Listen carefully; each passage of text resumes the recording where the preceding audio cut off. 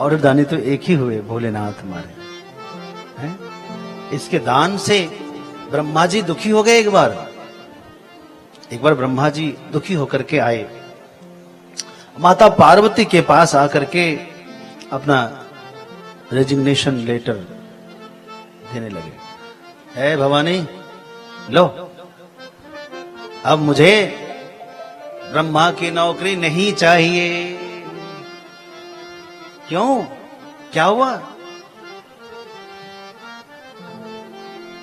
बाबरो, ऐसा लगता है तुम्हारे जो पति है ना, ये बाबरे हो गए। बाबरा समझते हो ना? हाँ, बाबरा हो गए।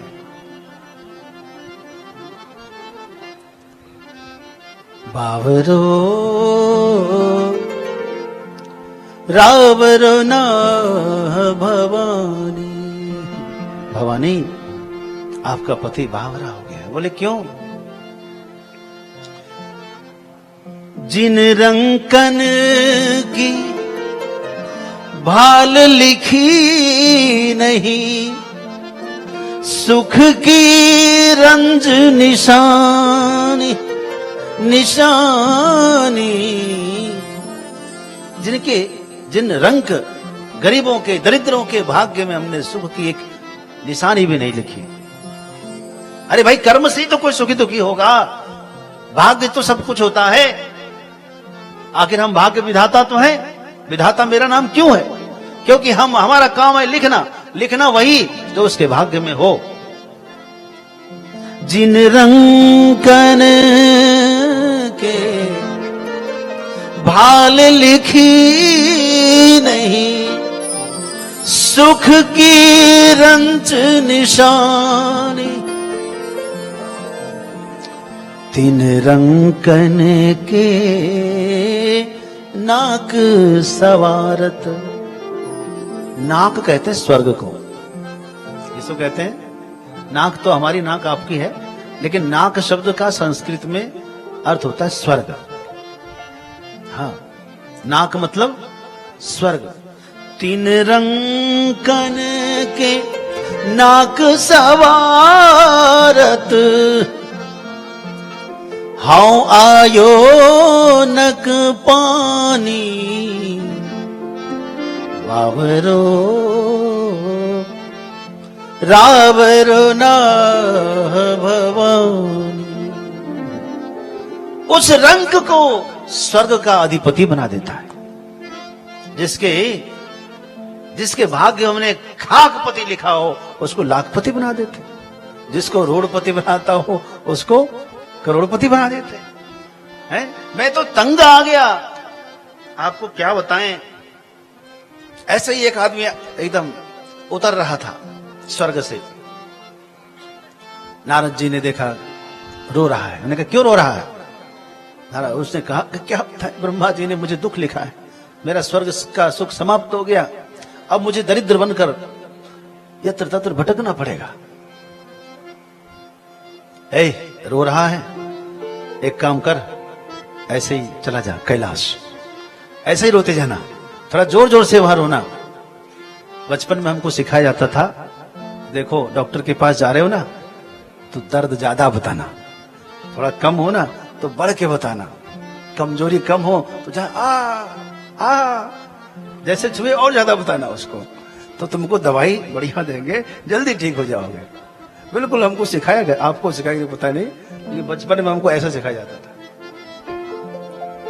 तो नारद जी ने उसको यही सिखाया कि देखो वहां जा रहे हो कैलाश तो थोड़ा जोर से आवाज रोना, ज्यादा रोना, फिर देखना क्या होता है। जा। अब वो नारद जी को सिखाया हुआ था, एकदम जोर जोर से छाती पीटता हुआ रोता रोता रोता कैलाश आया। शिवजी ने देखा यहाँ कोई रो रहा है, यहाँ तो कोई रोता नहीं, बुलाओ कौन है, बुलाओ। उसको बुला के लाया शिव जी के गणों ने। ये सरकार ये रो रहा है, क्यों रो रहा है? अब तो और ज्यादा रोए, क्यों रो रहा है? और ज्यादा, जो पूछने वाला हो तो और रोएगा आदमी। क्या बात है? कहा मेरे भाग्य में ब्रह्मा जी ने कुछ लिखा ही नहीं, अब मैं जा रहा हूं ठोकर खाने दर दर की, फिर उनका इधर उधर खाक छानते हुए क्या करूं। शंकर जी ने देखा कि इसके भाग्य में क्या लिखा है। कहा कि इसके भाग्य में तो राखपति लिखा हुआ है, राख खाक छानेगा ही तो दर दर में। त्रिशूल को बुलाया, त्रिशूल को, त्रिशूल इधर आओ। आया। इसके भाग्य में जो ये राख लिखा है ना, तो संस्कृत में रलयो रभेदा एक नियम है। रकार के स्थान में लकार और लकार के स्थान में रकार आप बोल सकते हैं, लिख सकते हैं। तो रकार के स्थान में लकार बना दो। क्या बना दिया? लाखपति। ओ इतना खुश हुआ, नाचने लगा, अब तो मैं लखपति बन गया, बम बम महादेव, हर हर महादेव करके नाचता नाचता गया। रास्ते में वही नारद जी मिले। क्या हुआ? गुरुजी निहाल हो गया, आपने तो कमाल कर दिया, वहां जाते ही सब कुछ बदल गया, अब तो मैं लाखपति बन गया हूं, जा मौज कर। ये खबर फैल गई चारों तरफ। अब तो आए दिन लोगों की लाइन लग गई शंकर जी के दरबार में। ब्रह्मा जी ने कहा, ऐसा लगता है अब तो मेरे कहते पानी नाक से ऊपर हो गया। क्या बोलते, ऐसा बोलते ना? है? हाँ, अब तो जो है बर्दाश्त नहीं हो रहा है, एकदम नाक से ऊपर पानी हो गया है, सर से ऊपर। अब हम क्या करें? ब्रह्मा जी ने कहा, यह विधि पद सौंपिए और ही, ये ब्रह्मा का पद मैं अब त्याग देता हूं। भीख भली मैं जानी, मैं भी भीख मांग कर खा लूंगा, लेकिन ये क्या, मेरे हाथ का किया हुआ सब बदल देते हैं शंकर जी। है? जब ऐसा ही करना है तो खुद ही संभाले ना। दानी बड़ो जो देत दए बिन, जिसके भाग्य में नहीं है उसको भी दे देते हैं। इतने बड़े दानी, ऐसा कोई दान देता है? अच्छा ये बताओ, कोई आपके पति की ऐसी प्रशंसा करे, मतलब ऐसी शिकायत करे कि इतने बड़े दानी हैं, और फिर उसके कारण अपनी समस्या भी बतावे, तो आप खुश होंगे कि दुखी होंगे? खुश होंगे, क्योंकि इसमें तो हमारे पति की प्रशंसा ही है भाई। है तो है, दानी शिरोमणि है तो है। ब्रह्मा जी की बात सुन सुन के माता मन ही मन मुस्कुराती है, मुस्कुराती है, क्योंकि हम भी भाग्यशाली हैं, मुझे ऐसे पति मिले हैं जो जी खोल करके दान करते हैं। भाग्यशाली है, अपनी सराहना करती है। और ब्रह्मा जी कहते हैं, हाँ हाँ हम समझाएंगे, समझाएंगे, आप चिंता मत करिए, आप त्याग पत्र मत दीजिए, आप वापस लेकर जाइए। समझा बुझा कर भेज दिया। धन्य है।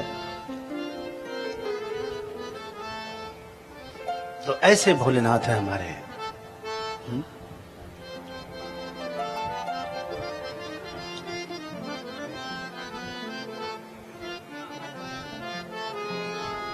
और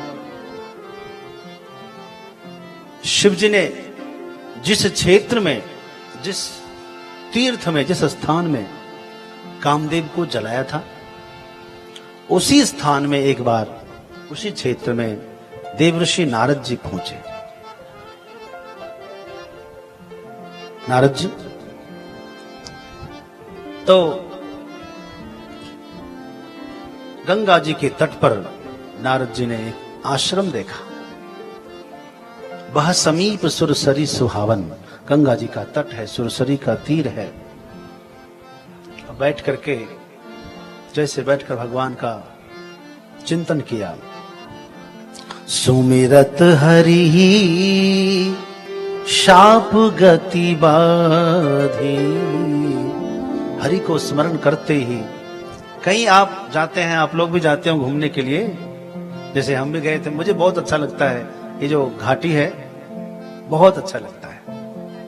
हाँ, आज विजयासन घाटी गए, तो आप लोग भी जाते होंगे, तो जाके वहां करते क्या है? हैं? हाँ, अरे अच्छे बताइए, बहुत लोग जो है कुल्लू मनाली जाते हैं, वहां क्या दर्शन करते भाई? हैं? वादियों की क्या बात है, वाह, प्रणाम करते होंगे वहां। कुछ चढ़ाते भी होंगे। आप लोग भी जाते हैं, हमको पता है क्या करते हैं। ये झरने में भी जाते हैं आप लोग, वहां नहाए और उसके बाद निकाले अपने बैग से कचरा और खूब कचर कचर खाए और सब प्लास्टिक में फैलाए और श्री राम जय राम जय जय राम चल दिए। यही होता है ना। लेकिन कभी भी हिमालय में जाओ, देखिए यहां वर्णन है कि नदी के संगम पर, गिरि शिखरे, नदी तटे, नदी के तट पर, गिरि के शिखर पर कभी आप जाएं तो वहां जाकर ध्यान करना। अत्यंत शीघ्र, अति शीघ्र आपका मन भगवान में लग जाएगा। एकाग्रता वहां बहुत जल्दी बनती है। तो वहां जाकर क्या करना चाहिए? ध्यान करना चाहिए। देवर्षि नारद जी ने देखा कि वाह, गंगा जी का पावन किनारा है, सुंदर आश्रम है और बाहर जो एक पत्थर का प्रस्तर खंड है, उस पर बैठ गए आसन बिछा करके, भगवान का स्मरण किया। सुमिरत हरि श्राप गति बाधी, सहज विमल मन लागी समाधि। समाधि लग गई नारद जी की। ऐसी समाधि लगी नारद जी की कि भूल गए। अच्छा, समाधि लगी, तब तक हम चर्चा कर लें कि सुमिरत हरि श्राप गति बाधी। कौन सा श्राप था नारद जी को जिसकी बाधा समाप्त हो गई? कौन से श्राप था पता है? एक बार नारद जी को दक्ष प्रजापति ने श्राप दिया है, तो भाई, लेकिन श्राप दिया है। क्यों श्राप दिया पता है? क्योंकि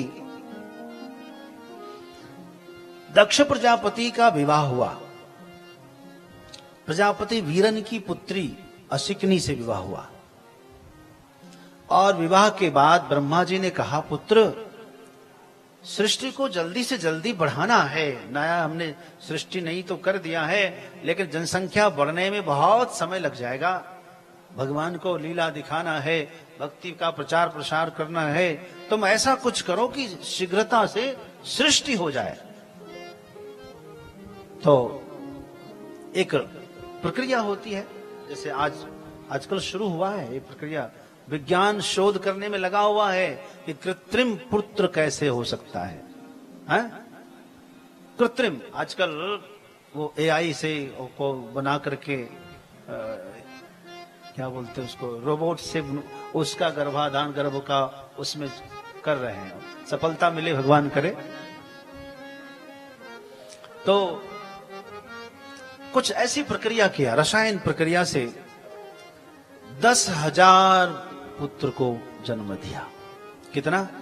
10,000। जैसे राजा सगर को 60,000 पुत्र हुए थे। सुन के आश्चर्य पहले लगता था, अब आपको आश्चर्य नहीं होगा, क्योंकि अब यह संभव है। राजा सगर की धर्मपत्नी जब गर्भवती हुई और उसका गर्भ का जब वो हुआ तो पुत्र पैदा नहीं हुआ। एकदम ऋषि का तो आशीर्वाद था, भगवान ने कहा था कि तुम्हारे यहाँ जो है पुत्र होगा, यज्ञ किया था तो। लेकिन क्या हुआ, एकदम पतला पतला झिल्लीदार हुआ कुछ। उसको एक पात्र में सुरक्षित किया। अपने गुरुदेव से पूछा, गुरुदेव क्या किया जाए? पुत्र तो हुआ नहीं। बोले यज्ञ का प्रसाद है, आशीर्वाद है, ये व्यर्थ नहीं जाएगा, इसको सुरक्षित करो। तो अलग अलग पात्रों में उसको घी में रख दिया। किसमें? घी के मध्य में उसका पोषण शुरू किया और उसके पोषण से धीरे धीरे धीरे उसमें जो है वो शिशु का रूप लिया। ऐसे 60,000 पुत्र हुए थे।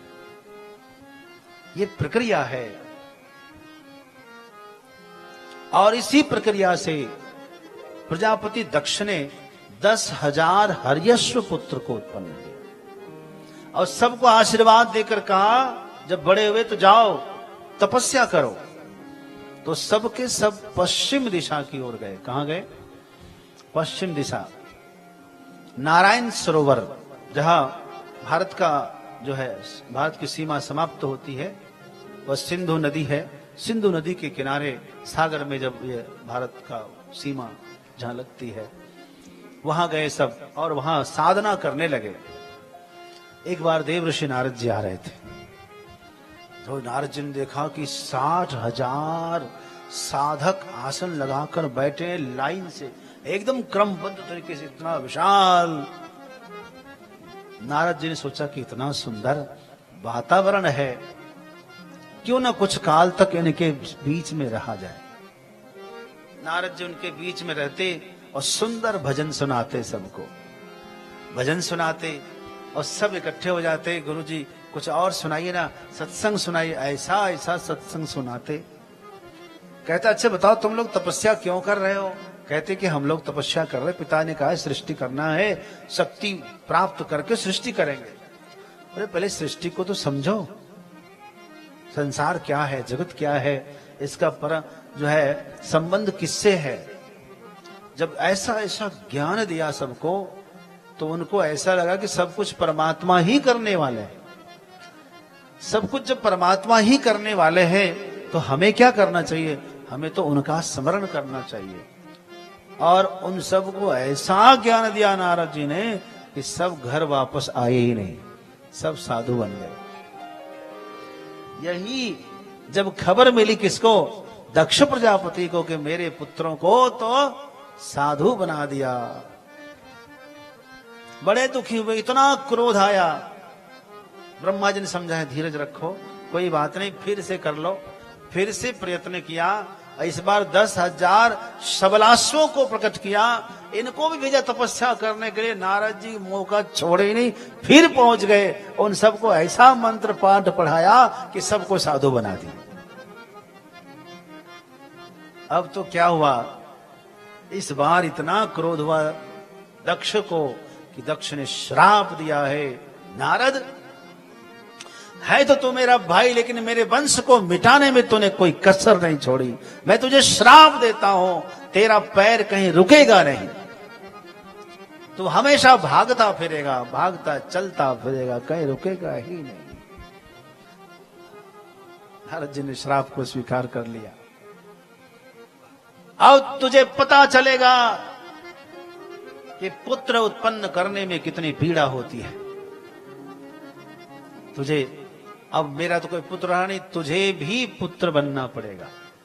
एक बार तो नारद जी स्वयं दक्ष के पुत्र बने। नारद जी को श्राप लगा हुआ है किस चीज का? कि उसका पैर कहीं रुकेगा नहीं। आज जैसे ही गंगा जी के तट पर नारद जी ने भगवान को स्मरण किया, वैसे ही सुमिरत हरि ही श्राप गति बाधी, और सहज विमल मन लागी समाधि। समाधि लगी।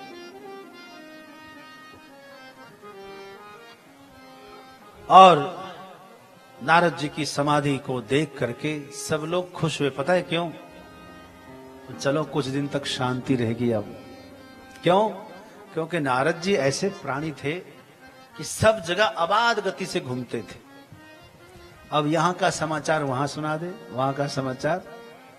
यही कारण है कि आज तक कोई अपने बच्चे के नाम नारद नहीं रखता है। किसी का नाम नारद नहीं रखता, क्योंकि एक बात यह भी है, भले ही इधर का उधर करते हो नारद जी, लेकिन नारद जी ने जिसको भी पकड़ा उसको भगवान से मिला दिया।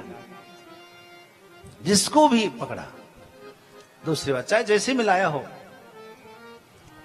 एक बात और, नारद का मतलब होता है नारद, जिनकी बात कभी रद ना हो, उसको नारद कहते हैं। दूसरा अर्थ है नारम, अर्थात ज्ञानम ददाती थी नारद, जो सबको ज्ञान प्रदान करता है, सच्चा ज्ञान देता है। और मजाक वाला अर्थ जब बताऊं, नारम का अर्थ होता है जलम, ददाती। मतलब नारद जी सबको पानी पिला देते हैं, अच्छे अच्छों को पानी पिला देते हैं। नारम ददाते, नारम मतलब जल, जो सबको पानी पिला दे, अच्छे अच्छे को पानी पिलाया है। हाँ, उसको कहते हैं नारद। इसको कहते हैं साधु, इसको कहते हैं फकीर। हाँ, फिकर सबको खा गई, फिकर सबकी पीर, अब फिकरा की फाकी करे उसका नाम फकीर। जो फकीरी मिजाज रखते हैं वो तो ठोकर में ताज रखते हैं, कल की परवाह वो नहीं करते, अपनी मुट्ठी में आज रखते हैं। भगवान की मन